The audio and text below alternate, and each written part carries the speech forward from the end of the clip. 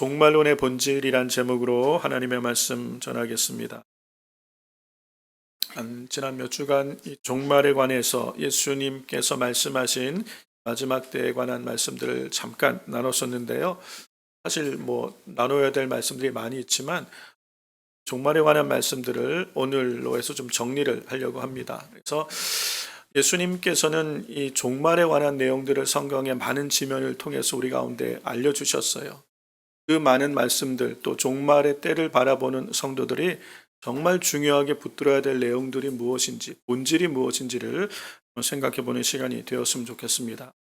신앙생활을 하면서 우리 교회와 성도들이 이 종말에 대해서 두 가지를 좀 이렇게 주의하고 경계해야 될 것이 있어요.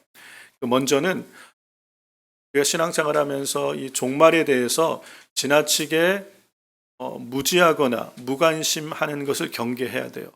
왜냐하면 주님은 이 많은 이 종말에 관한 이야기를 우리에게 미리 말씀해 주셨기 때문에 그것을 알고 또 그것을 분별하며 또 대비하고 깨어 있는 것은 우리 교회와 성도들에게 아주 중요한 신앙생활에 중요한 이유가 되기 때문입니다. 이 종말에 관하여 종말 마지막에 대하여 개인의 종말이든 인류의 종말이든 종말에 대하여 우리가 무지하거나 무관심할 때 나타날 수 있는 것이요. 잠언 29장에도 말씀하셨지만 묵시가 없으면 백성이 방자에 행한다라고 말씀을 하세요. 우리 인생의 끝을 생각하지 않고 우리 미래의 종말에 대해서 생각하지 않으면 우리는 눈에 보이는 것에 집착하고 그리고 눈에 보이는 것이 전부라고 생각하여 이 마음이 원하는 대로 육신이 원하는 대로 방탕한 삶을 살기가 참 쉽습니다. 그래서 우리 인생의 끝이 있고 종말이 있고 또 심판이 있고 하나님의 예비하신 은혜가 있다는 것을 깨닫고 알고 살아가는 것이 대단히 중요하죠. 그래서 하나님의 사람 모세도 시편 90편에서 이 이야기를 합니다. 우리 날 계수함을 가르치사 지혜의 마음을 얻게 하옵소서. 시편 90편이 모세가 인생에 대해서 이야기하는 거예요. 우리 인생이 70이고 강건하면 80 되지만 그 모든 날이 헛되다. 우리 인생의 끝을 대비하는 것이 지혜다라고 말씀을 하는 겁니다. 우리의 날 계수함을 가르치사. 우리가 유한한 존재요. 끝이 있는 존재요. 마지막에 있다는 것을 아는 것이 지혜의 마음이라는 것을 우리에게 가르치고 있습니다. 그래서 우리 인생은 끝이 있다는 것, 개인의 종말이 있고 또 인류의 종말, 하나님이 정한 때가 있다는 걸 깨달을 때 우리는 우리의 삶을 좀 더 의미 있고 가치 있게 또 하나님이 기뻐하시는 삶의 모습으로 그 우리에게 약속하신 그 끝 하나님의 영광에 참여하기에 합당한 성도의 삶을 살아갈 수 있도록 우리를 이끄는 그 동기가 이 안에 있게 되는 줄로 믿습니다. 그래서 우리는 이 종말에 대해서 지나치게 무지하거나 무관심하는 삶을 사는 것을 경계하셔야 되고요. 두 번째 우리가 경계해야 될 게 뭐냐면 이 종말에 대해서 또 지나치게 집착하는 걸 경계하셔야 돼요. 예수님은 몇 날 며칠에 오시는가? 아니면 요한계시록의 숫자와 그런 상징들에 지나치게 몰입하고 그러면서 우리 삶의 정상적인 삶이 이렇게 흐트러지는 것을 경계해야 돼요. 이런 일들이 사실 몇 번 있어 왔어요. 우리가 잘 알듯이 1992년도에 10월 28일 예수님 재림하신다 그래가지고 시한부 종말론이죠. 한국과 미국이 상당히 영향을 많이 받았던 기억이 납니다. 그래서 많은 사람들이 10월 28일 날 예수님이 오신다고 생각하고 거기에 모여서 직장도 안 가고 학교도 안 가고 모여서 예수님 오시는 것만 기다리고 있다가 지나가고 그런 일들이 몇 번 있어요. 어떤 분이 시한부 종말론자 이 다미선교회죠. 그때 다미선교회들이 모여 있는 그 이제 건물 벽에 누가 이런 글을 써놨다 그러더라고요. 우천시 변경 가능. 그죠? 네. 예수님이 오신다 기다리고 아무것도 안 하고 우리 인생을 다 허비하고 그렇게 보내는 것은 올바른 종말을 기다리는 삶의 모습이 아니라는 것을 우리에게 가르쳐주고 있습니다. 그래서 지나치게 종말에 관하여 그 때와 시간에 대해서 언제 오시나 몇 날 며칠에 오시나 그 숫자의 의미와 상징들에 대해서 지나치게 우리가 집착하는 것은 건강한 신앙생활을 하는데 도움이 안 된다는 것을 알 수 있습니다. 그래서 오늘 우리가 이 종말에 관한 부분에 있어서 우리 주님이 분명히 이 종말이 있을 것을, 말세에 있을 일들을 우리에게 말씀하신 것들을 기억하며 우리가 어떻게 지혜로운 마음을 가지고 정말 우리의 삶을 주님께 온전히 이렇게 붙들린 바 되어서 이렇게 하나님이 기뻐하시는 삶의 모습으로 끝까지 승리하는 믿음의 삶을 살 수 있는지 생각해 보는 시간이 되었으면 좋겠고요. 그런 의미에서 오늘 우리가 읽은 이 다니엘서 9장의 말씀이 상당히 중요합니다.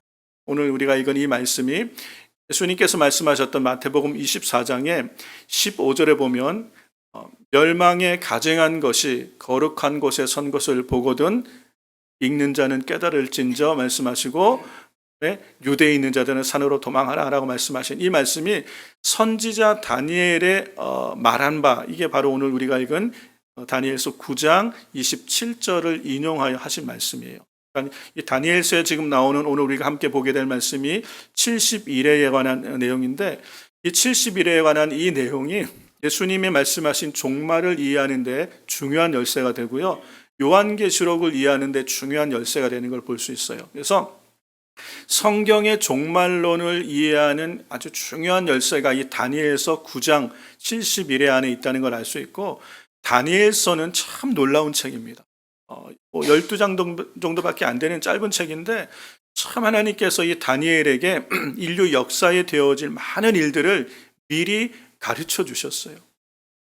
다니엘은 예수님이 오시기 500년 전에 있었던 인물인데, 그 500년, 예수님 오시기 500년 전부터 예수님이 오시는, 초림하여 이 땅에 오시는 그 500년 기간에 나타날 인류의 모든 제국, 역사들을 정말 놀라울 정도로 아주 정확하고 섬세하게 성경은 예언을 해놓고 있어요. 그게 다니엘서 2장과 다니엘서 7장에 나타나 있는 그 예언의 모습들이죠. 그리고 그것만이 아니라 그 이후에 다니엘의 예언은 인류의 끝까지, 이 인류의 종말까지 예언하고 있는 모습을 볼 수 있다는 거죠. 그래서 우리가 이 다니엘서의 이 오늘 70일의 말씀을 뭐 깊이 얘기할 수는 없어요. 우리가 제한된 시간 안에 이야기하지만 하나님께서 다니엘에게 이런 계시와 또 미래에 대한 일들을 보여주시는 이유와 목적이 무엇이고, 그걸 보는 우리 성도들은 어떤 마음으로 이 세상을 살아야 될지에 대해서 생각해보는 그런 시간이 되었으면 좋겠습니다. 성경에 보면 참 이런 놀라운 말씀이 있어요. 아모스 3장 7절에 이런 말씀이 있습니다. 주 여호와께서는 자기의 비밀을 그 종 선지자들에게 보이지 아니하시고는 결코 행하심이 없으시리라. 하나님께서는 하시고자 하는 일을 먼저 보여주신다는 거, 가르쳐 주신다는 거예요. 그래서 이걸 깨닫고 대비하고 기도하고 준비하는 사람들을 통해서 그 일들을 이루어 가시는 걸 볼 수 있어요. 하나님께서 뭐 아무것도 말하지 않고 그냥 일을 이루시는 것이 아니라는 것을 알 수 있죠.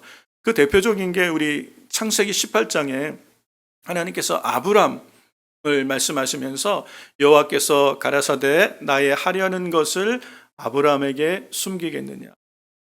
하나님께서는 이 아브람을 만나시고 이후에 소돔에 가서 소돔과 고모라를 진멸하십니다. 이 세 명의 천사들이 아브람을 만나고 아브람과 대화하는 후에 소돔으로 옮겨서 거기를 진멸하는 모습을 보는데, 하나님께서는 소돔과 고모라의 죄악이 관영한 걸 보시고 거기를 심판하려고 작정하셨는데 그걸 아브람에게 이야기하시는 거예요. 그러면 이 얘기를 들은 아브람이, 그 다음에 나오는 구절들의 내용이 뭐냐면, 아브라함이 하나님 앞에 서서 중보 기도하는 내용이 이 창세기 18장에 나와요. 왜 아브라함은 소돔성을 위해서 중보 기도했습니까? 거기에 사랑하는 조카 롯이 있었기 때문에. 그래서 하나님은 하시려는 일을 미리 알려주시고 이 일들을 위하여 기도할 수 있도록 하시고, 하나님이 하시는 일들을, 구원의 역사 또는 심판의 역사를 그리고 이루어 가시는 걸 볼 수 있어요. 그래서 롯의 가정을 구원해 내시는 일들을 하시죠. 마찬가지로 하나님께서는 이 다니엘에게 인류 끝까지 이어지는 하나님 나라의 끝에 관한 이야기들을 가르쳐 주셨어요.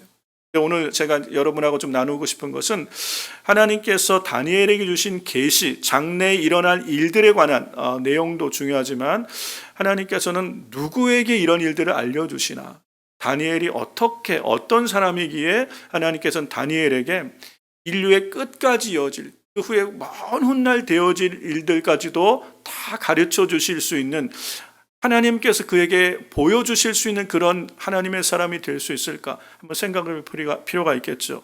어떻게 보면 우리에게 이것이 더 중요한 의미가 있을 수도 있어요. 이 다니엘서 9장 1절과 2절을 보면 우리가 그 의미를 좀 발견할 수가 있는데요. 다니엘서 9장 1절과 2절에 제가 주목하는 게 이 메대 족속 아수에로의 아들 다리오가 갈대아 나라 왕으로 세움을 입던 원년, 곧 그 통치 원년에 나 다니엘이 서책으로 말미암아 여호와의 말씀이 선지자 예레미야에게 임하여 고하신 그 연수를 깨달았나니 곧 예루살렘의 황무함이 70년 만에 마치리라 하신 것이니라. 아멘. 다니엘 이전에 있었던 예레미야 선지자, 곧 유대가 멸망할 때 활동했던 예레미야 선지자에게 하나님께서 약속하셨잖아요. 너희를 향한 나의 마음을 내가 내니 재앙이 아니요 평안이요 너희 장래에 소망을 주려 하는 생각이라. 눈에 보이는 하나님의 나라 이스라엘, 그리고 예루살렘이 다 무너지고 그 성이 다 회파되고 그리고 그 백성이 다 포로로 이방에 끌려간 이 사건, 그런데 이것이 70년 만에 하나님께서 이 백성들을 돌아오게 하시리라는 약속을 예레미야에게 하셨죠. 그런데 다니엘이 그 서책을, 예레미야의 글을 읽으면서 깨달은 거예요. 말씀을 읽으면서 깨달은 거예요. 뭐냐? 다니엘이 깨달은 말씀은 우리 하나님께서 예레미야 선지자에게 말씀하신 그 70년이 이제 찼구나. 이제 이 백성이 하나님의 뜻 안에서 돌아갈 일이 남았다는 걸 깨달은 거예요. 하나님의 예언의 말씀이 성취되고 이제 이 바벨론의 포로로 잡혀갔던 백성들이 돌아갈 때가 가까웠음을 깨달은 거예요. 그 말씀 계속 보여주세요. 깨달은 거예요. 그래서 다니엘이 그 다음부터는 기도하게 되는 거예요. 3절부터가 다니엘이 기도하는 내용이 19절까지 계속 나와요. 3절과 19절만 읽어볼게요. 내가 금식하며 베옷을 입고 죄를 무릅쓰고 하나님께 기도하며 간구하기를 결심하고. 다니엘이 기도하고자 결심하게 된 이유가 뭐냐면 예레미야가 기록했던 하나님의 말씀을 읽고 깨닫고 나니까 기도해야 될 이유를 발견한 거예요. 오늘날 우리 백성이, 하나님의 백성이 왜 이방 나라에서 포로로 잡혀가 있고 왜 여기서 우리가 고난과 이런 아픔과 환난을 당하고 있는지, 그리고 하나님께서 약속하신 그 연수가 70년이 찼구나, 이젠 우리가 돌아갈 때가 되었구나라는 하나님의 구속의 경륜을 하나님의 말씀을 읽다가 깨달은 거예요. 깨닫고 나니까 이제 다니엘이 기도하고 싶은 말씀이 솟아나는 거예요. 기도해야 되겠구나.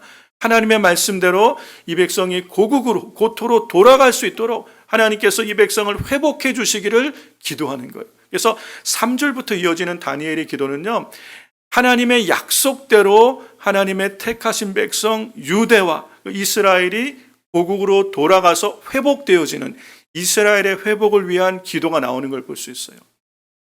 기도의 이유가 말씀을 통하여 깨달은 거예요.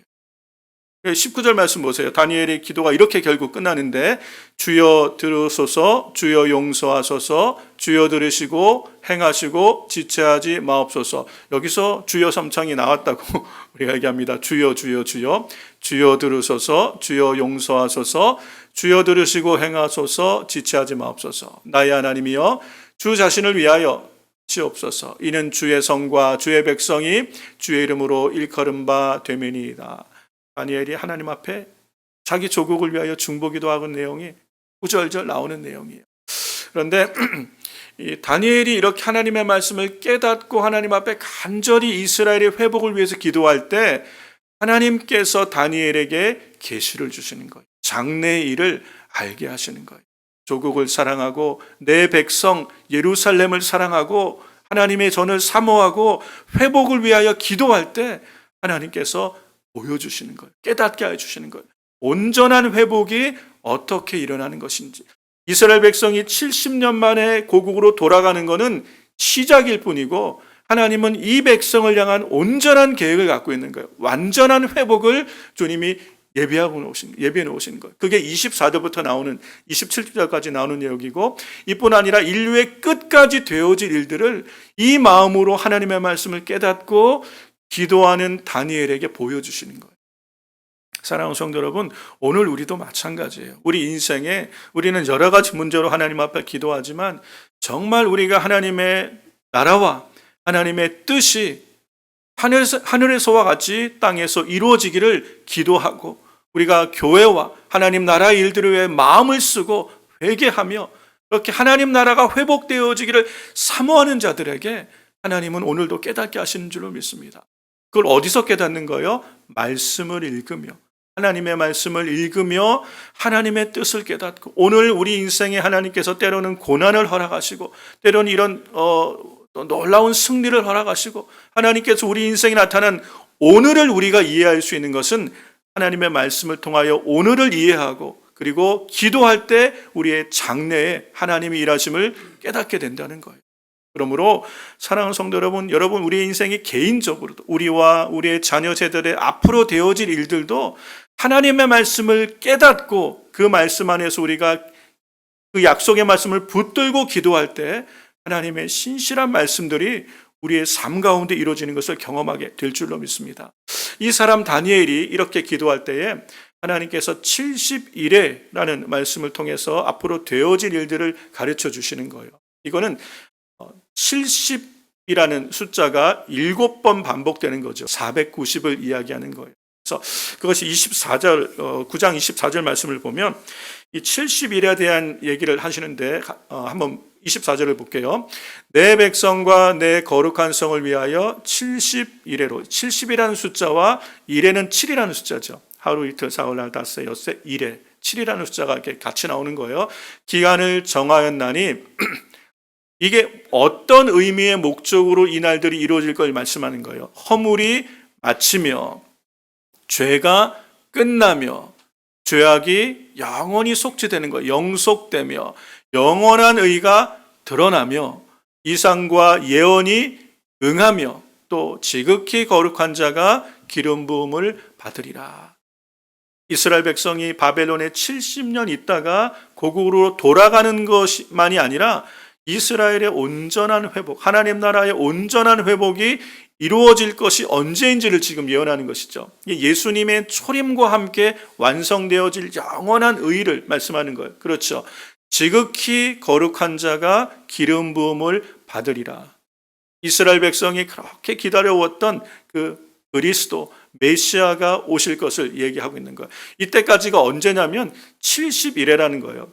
70 곱하기 7이 있는데 이스라엘 역사에 하루를 1년으로 계산한 내용들이 몇 군데 있어요. 이스라엘 백성이 40일간 이 가나안 땅을 정탐한 그것을 하루를 1년으로 계산해서 40년을 이스라엘 백성으로 하여금 광야에서 하나님께서 보내게 하시겠다고 말씀하신 것처럼 이것이 490년을 의미하는 걸 우리가 알 수 있어요. 그래서 이 다니엘이라는 인물은 예수님이 나기 한 500여 년 전부터 활동했던 사람이고 예수님이 오심으로 AD와 BC가 나눠진 그 기간이 500년 그 기간, 490년과 관련된 일들이라는 것을 우리가 충분히 짐작할 수 있죠. 그렇게 이 다니엘서의 지금 예언이 예수님이 오시는 초림뿐만 아니라 그 이후에 진행되어지고 끝나는 미래까지를 예언하고 있는 말씀인데 그 다음 말씀을 한번 보세요. 25절 말씀을 보면 좀 자세하게 설명을 합니다. 이 70일에가 세 부분으로 나눠져 있는 걸 볼 수 있어요. 그러므로 너는 깨달아 알지니라. 예루살렘을 중건하라는 영이 날 때부터 이제 예루살렘을 중건하라는 명령이 떨어질 겁니다. 왕에 의해서. 이게 한 3번 정도 있었어요. 다니엘 시대의 고레스를 통해서 그리고 이제 에스라 시대에 아닥사스도 왕 7년쯤에 있었고 느헤미야 때 이게 아닥사스도 왕 20년쯤에 그러니까 3번 이 칙령이 있었어요. 이렇게 중건하라는 영이 날 때부터 기름 부음 받은 자 곧 왕이 일어날 때까지 7일에와 60일에가 지낼 것이요. 이게 두 개 7일에와 60일에가 지난데 합하면 몇 일이에요?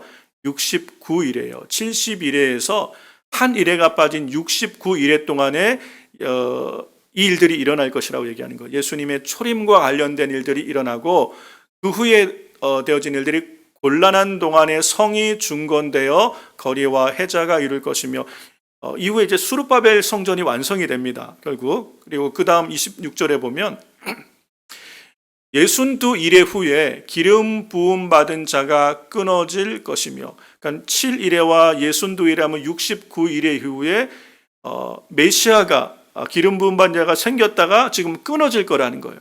예수님이 이 땅에 오셔서 완전한 의를 이루시고 하나님의 거룩하신 자가 기름 부음을 받으신 후에 메시아로 오신 후에 곧 끊어진다는 것을 지금 예언을 하고 있죠. 장차 한 왕의 백성이 와서 그 성읍과 성소를 무너뜨리려니와 그의 마지막은 홍수에 휩쓸림 같을 것이며 또 끝까지 전쟁이 있으리니 황폐할 것이 작정되었습니다. 뭐가 작정된 걸 얘기하는 거예요?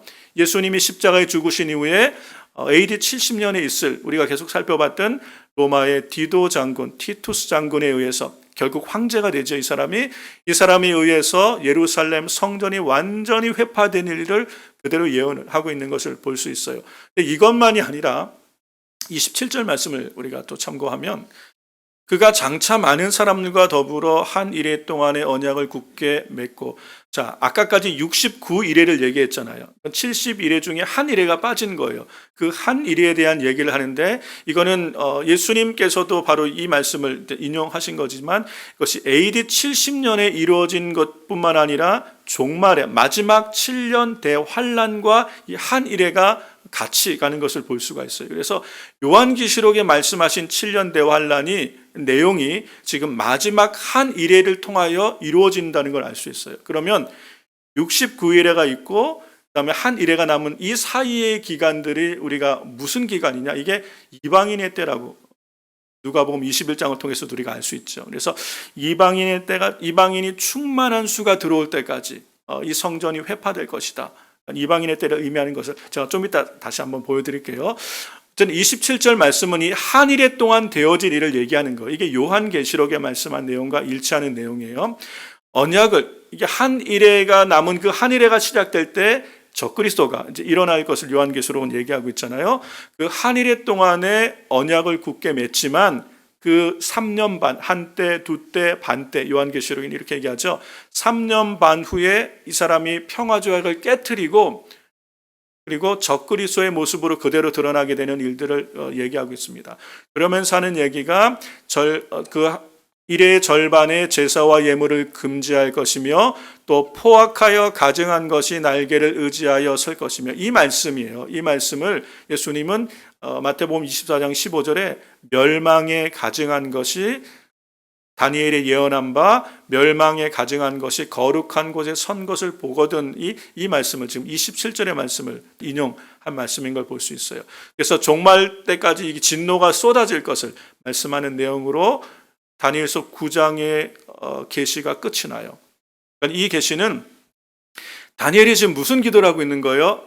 예레미야 선지자에게 말씀하셨던 이스라엘 백성의 고난은 70년에 끝나는구나. 근데 그 70년이 다 찼다는 걸 깨닫고 이 백성이 이제 고토로 돌아가는 것을 위하여 이스라엘의 회복을 위하여 기도하던 중에 하나님께서는 70년 만에 돌아가는 것만이 아니라 이스라엘, 하나님의 백성의 완전한 회복을 말하는 거죠. 온전한 이 회복이 있을 것을 보여주시고 그리고 인류의 끝에 되어질 일까지 다니엘에게 다 보여주신 걸 볼 수 있습니다. 이거를 간단한 표로 보면 이렇게 우리가 볼 수 있어요. 또 하나로 그냥 요약을 해보면 여러분 그 구글이나 그런 웹사이트 상에서 이 70일에 관련된 표들을 제가 참 많이 찾아봤는데 거의 한 90% 이상이 이단들이 만들어 놓은 표가 참 대부분이 그래요. 그래서 구원파, 신천지 아니면은 그 안식교 아니면 하나님의 교회라고 안상홍 여기서 만든 표들이 대부분이더라고요. 그러니까 성도님들이 여기에 관심을 갖고 뭘 좀 보려고 할 때 비슷한 것 같지만 결정적으로 다르게 만든 부분들이 있어요. 이것도 제가 그나마 나은 건데 제가 그대로 반영한 건 아니에요. 근데 볼 때 중요한 것만 몇 가지만 보고 넘어갈게요. 예루살렘이 중건되리란 영이 떨어진 때가 있다고 말씀드렸죠. 이때부터 시작하는 거예요. 70일에가. 근데 이때가 언제라는 문제가 또 있어요. 근데 이것이 세 가지 정도 아까 있다고 말씀드렸죠. 고레스 칙령, 아닥스다 7년 때 한 얘기, 아닥사스 왕 20년 때 한 얘기. 근데 저는 이 세 번째가 맞지 않을까라는 생각을 합니다. 왜냐하면 여기에 관한 이 설이 굉장히 많아요. 세 가지 정도 크게는 세 가지 정도 되는데 다 근거가 있고 또 약점도 있어요. 근데 전체적으로 어떤지 490년과 관련된 일들을 볼 때 이런 69일회가 이렇게 지나가고 그리스도께서 오시고 또 그리스도께서 십자가에 돌아가신 일이 나타납니다. 그리고 이제 마지막 한 일에 관한 이야기가 남았죠. 저게 요한계시록에 나타나는 이제 7년 대환란과 이어지는데 그 사이가 이제 이방인의 때라는 거예요. 2000년 교회사. 그래서 많은 이방인들이 하나님께로 돌아오는 시간대가 이 시간대라는 거예요. 이 종말에 관한 이야기를 쭉 하면서 우리가 성도님들에게 좀 이렇게 도전하고 싶은 얘기가 뭐냐면 지나치게 종말에 관하여 때에 대하여 기한에 대하여 집착하고 그것이 내가 알고 보고 들은 것이 전부라고 생각해서 다른 것을 배척함으로 갈등과 분쟁을 일으키는 것은 옳지 않은 것 같아요. 왜 그러냐면 2000년 기독교 역사에 이런 일들이 계속되어 왔어요. 아직까지 논쟁이 계속된다는 얘기는 각각 다 근거가 있다는 얘기거든요. 근데 우리가 주목해야 될 중요한 게 뭐냐면 아무리 우리가 전천년설, 무천년설, 후천년설, 예수님의 재림이 언제고 시와 기한이 언제고 얘기해도 그것이 우리의 미래로 다가오지 않을 확률이 훨씬 크다는 거예요. 대부분의 사람들은 내가 믿는 것이 내 안에 실제가 되기 전에 우리는 다 개인의 종말을 맞게 됐죠. 그렇지 않습니까? 개인의 종말을 맞는 거예요. 그래서 어떻게 돼요? 잠자는 자가 되어서 예수님이 재림하실 때 잠자는 자들이 예수님 안에 먼저 죽은 우리가 일어나는 일이 있을 거예요. 그렇죠? 그 부활에 참여할 것이 더 많아요. 그렇죠? 예수님의 재림을 경험하게 될 세대가 우리 세대였으면 좋겠다는 소망을 갖고 우리가 살아가는 성도들이 있을 수 있지만 이것이 실제가 되는 것은 아무도 알지 못하는 일이죠. 그렇기 때문에 예수님이 7년 대환란 전에 오실지 후에 오실지 중간에 오실지 그거 가지고 심하게 논쟁하는 것은 올바른 방법이 아닌 것 같아요. 이 논쟁은 많은 각각의 논쟁이 다 맞는 부분들이 있고 틀린 부분들이 있기 때문에 그래서 이 7년 대환란을 쭉 보면서 결론적으로 우리가 이 논쟁을 정리하면서 성도님들이 종말에 관하여 우리가 그러면 붙들어야 될 반드시 기억해야 될 중요한 본질은 뭐냐 이런 종말을 바라보고 이해하며 성경의 기록들을 보면서 우리가 꼭 붙들어야 될 내용들이 뭐냐 그것은요 여러분 쭉 보시면서 다시 표를 보여주세요. 이 전체적으로 하나님께서 선지자를 통하여 계시해 주셨잖아요. 되어질 일들을 미리 보여주셨잖아요. 이 다니엘에게 많은 것들을 보여주셨는데 다니엘 이후에 나타나게 될 바벨론, 이 페르시아, 그리스, 헬라, 로마까지 이어지는 대제국의 역사를 너무도 자세하고 섬세하게 예언해 주셨어요. 이 얘기는 뭐예요? 주님이 예언하신 대로 역사가 그대로 이루어지잖아요. 그리고 인류의 종말까지 죽으심 그리고 부활 그리고 AD 70년의 예루살렘의 멸망 인류의 끝까지를 다 보여주시고 주님이 말씀하신 대로 역사가 진행되어 가는 것을 우리가 보면서 무엇을 깨닫는 거예요? 하나님께서 역사의 주인이시구나 이걸 깨닫는 거예요.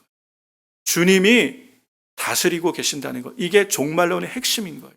주님이 다스리고 그래서 우리 가운데는 산 소망이 있구나, 참 소망이 있구나. 우리의 인생, 우리가 개인의 종말을 맞든 아니면 인류의 종말을 우리가 보게 되든 중요한 것은 하나님께서 우리 모든 개인의 역사와 인류의 역사의 주인이 되신다는 거예요. 주님이 내 인생도 다스리고 계시고 인류의 역사도 하나님의 주권적 통찰이 있어서 하나님의 은혜 안에 있는 모든 성도의 결국은 우리 주님이 약속하신 이 살아있는 소망, 참 소망 가운데 하나님의 영광에 참여하게 될 거라는 것. 이거는 변하지 않는 분명한 사실인 거죠. 우리가 이 사실을 확실히 붙들어야 돼요. 이 종말이라는 걸 통해 이걸 깨닫는 거예요. 우리에게는 끝이 있고 그 우리 인생의 개인이나 인류의 끝의 종말에 성도의 미래가 어떻게 될지를 확실하게 알려주신 이 소망을 붙들고 우리는 오늘을 살아가는 힘을 얻게 되는 줄로 믿습니다. 두 번째 우리가 이 종말을 보면서 붙들어야 될 본질적인 부분이 뭐냐면 사도행전 1장 6절에서 9절에서 우리 예수님께서 승천하시기 전에 마지막 제자들에게 당부하신 유언 속에 이 종말의 본질이 담겨 있는 걸 볼 수 있어요. 저희가 모였을 때에 예수께서 묻자와 가로되 주께서 이스라엘 나라를 회복하심이 이때니까. 이 질문 안에는 마치 다니엘이 이스라엘의 회복을 하나님 앞에 위하여 기도했던 것처럼 이 제자들의 마음 안에도 이스라엘의 온전한 회복에 대한 소망이 있었어요. 다니엘이 예언했던 바로 그 메시아이신 그리스도가 오셨으니 이제 이분으로 말미암아 이스라엘 나라가 회복되는 것이 언제입니까? 라고 지금 묻는 질문을 하고 있는 거예요. 그런데 우리 주님이 이 질문 앞에 이스라엘의 회복, 인류의 끝, 종말이 되어질 일들을 물을 때 이렇게 말씀하시는 거예요. 7절 말씀 보면 가라사대 때와 기한은 아버지께서 자기의 권한에 두셨으니 너희의 알 바 아니요. 이스라엘의 회복을 물어볼 때, 마지막 끝에 되어질 일들을 물어볼 때 주님이 좀 더 자세하게 명확하게 가르쳐 주시면 좋을 텐데, 이 때와 기한은 아버지가 자기의 권한에 두셨대요. 무슨 말씀이에요? 하나님의 주권 안에 있는 것이에요. 예수님이 언제 오시는 것은 하나님의 주권 안에 있는 거예요. 그리고 너희의 알 바 아니요. 그러니까 너희가 정말 관심을 갖고 힘써야 될 것은 이 예수님의 재림, 그 주님이 언제 다시 오시고 이스라엘이 온전히 회복되는가에 대한 것이 주 관심사가 아니라는 거예요. 그러면서 하시는 말씀 1장 8절인데 1장 8절을 보기 전에 그 잠언 25장 2절 말씀을 좀 한번 봤으면 좋겠는데요. 잠언 25장 2절에 이런 말씀이 있어요. 이를 숨기는 것은 하나님의 영화요, 이를 살피는 것은 왕의 영화니라. 하나님께서는 때로 감추게 하신 것이 하나님의 영광이에요. 우리가 하나님께서 하시는 것을 드러내시는 일도 있고 아직 감춰진 일들도 있죠. 끝까지 감춰지는 일들이 있을 거예요.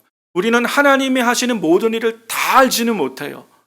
그것이 하나님과 우리의 차이예요. 하나님은 하나님의 일들을 이뤄가실 때 우리에게 보이시고 알리시는 부분도 있지만 다 드러내지 않은 부분, 완전히 드러내지 않은 부분도 있다는 거예요. 그래서 그것은 그대로 놔둬야 되는 게 옳은 거예요.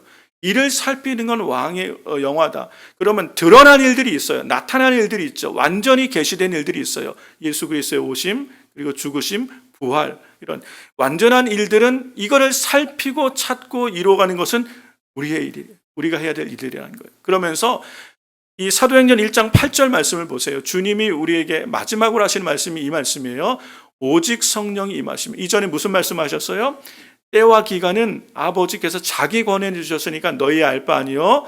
오직 성령이 너에게 임하시면 너희가 권능을 받고 예루살렘과 온 유대와 사마리아와 땅끝까지 이르러 내 증인이 되리라. 우리 주님이 너희가 정말 본질적으로 이 이스라엘의 회복을 바라고 정말 이 종말의 때를 살아가기를 원하는 너희가 힘써야 될 방향성을 알려주시는 게 그게 뭐예요? 성령을 받아라.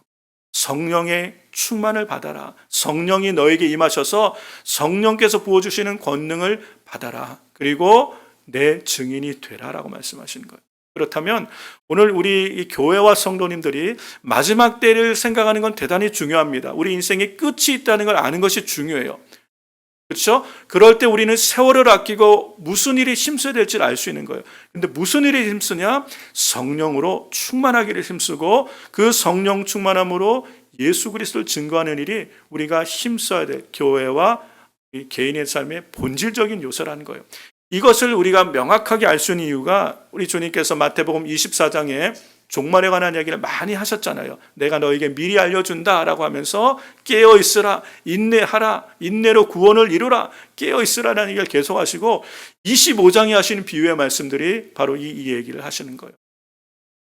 지혜로운 5처녀 얘기를 하셨고 그리고 2달란트, 5달란트 칭찬받은 자, 착하고 충성된 종이 누구인지 주인이 올 때에 언제 오실지 알질 못해요. 그런데 주인이 갑자기 왔을 때 그 일하는 종들이 하는 것을 볼 때 화가 되고 복이 될 수 있는 거예요. 근데 칭찬을 받은 착하고 충성된 종들은 어떤 모습이었어요? 2달란트를 받았든 5달란트를 받았든 주님께서 주인이 맡기신 일에 최선을 다하는 삶을 사시는 거예요. 우리 주님이 우리에게 이 1장 8절 이후 9절이 주님이 승천하시는 내용이에요. 승천하시면 마지막 우리에게 당부하신 것이 예수님의 복음의 증인되라 말씀하신 사명을 우리에게 주시고 하셨는데 이제는 교회와 성도가 이 일이 우리의 사명이 되는 거예요. 이 일을 위하여 내가 2달란트 받았든 5달란트 받았든 내가 어떤 은사와 재능을 가졌든 직분을 가졌든 맡기신 것에 우리가 부탁받은 것에 내게 주어진 일에 최선을 다하는 삶, 이게 착하고 충성된 일꾼으로 살아가는 삶이라는 것. 그게 주님이 우리에게 당부하신 삶의 모습이고 지혜라는 것이에요. 뿐만 아니라 이것이 예수님의 재림을 대비하는 지혜로운 5 처녀의 모습. 그 끝이 어떻게 되는 거예요? 아버지의 즐거움에 참여하게 되는 것이고, 그리고 신랑의 혼인잔치에 참여하게 되는 승리하는 교회와 성도의 모습이 마태복음 25장에 잘 나와 있어요. 그걸 보면 우리가 이 종말에 관한 부분 무시하고 무관심하고 지나갈 것이 아니라 종말에 관한 부분에 대해서 우리가 관심을 갖고 개인의 종말이든 인류의 종말이든 끝이 있고 하나님의 약속하신 말씀이 성취될 날이 있는데, 그렇다면 교회와 성도는 어떻게 살 것인가? 깨어있는 삶을 살 분명한 이유가 나와 있죠. 깨어있는 삶이 어떤 삶이에요? 1 달란트 땅에 묻어뒀던 사람처럼 주님 언제 오시나 하늘만 보고 있는 삶이 아니라는 거예요.